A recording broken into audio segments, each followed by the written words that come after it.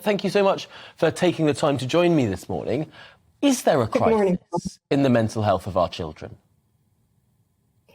There is a crisis, and particularly one of your producers pointed out one very difficult story of a young girl with BDD, body dysmorphic disorder, and how her parents were so worried about things like turning on the electrics, turning on the water because she likes to shower a lot, and things like that, because BDD,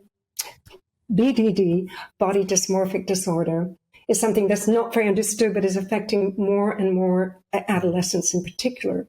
We all understand things like body image, where there's a spectrum from one end where you feel very happy with your body to the other end where you feel very unhappy. But BDD is the extreme end of that. And for instance, my very dear friend Charlie King, who has a very large media profile due to his television work, came out recently about his struggles with BDD and how that's impacted his mental health. So we have all sorts of unusual things going on with adolescents, from things like BDD to anxiety and depression. And a lot of these are fed into by parental worries about economics, putting on the heat, buying enough food. And unfortunately, what parents don't realize is in young children, they are like emotional sponges. So if they're struggling with, say, their body image or anxiety about exams or friendships, their parents getting stressed about all these significant problems we have in the economy feeds into that. And there are simply not enough child services and adolescent services to help. And yet we've had economic crises before. Some would say it's been a lot harder in the past to live than it has been today. Might the growth in concern about children's mental health be more to do with revealing something that has always been there, rather than something that is growing right now?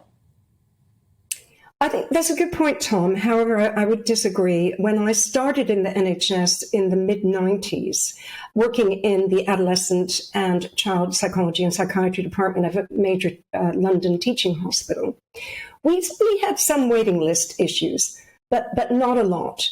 And people were still very aware of the issues that may be affecting their children that they might call on psychological services for. But what we've seen in the 2 decades since that, and 2.5 decades since when I first started the NHS, is the impact of social media on transmitting fears, anxieties, and worries. Parents being more stressed about all sorts of things and perhaps not parenting, not taking responsibility for how much their children are on things like social media. And so it's almost like a contagion. So a lot of children are impacted by how their friends are feeling, what they see on social media. And also there is a more openness. So they are sort of more willing to talk about it. But there have the significant change I really put down to those two things, social media and parents just not getting on top of this, supporting their children younger so they do not need mental health services.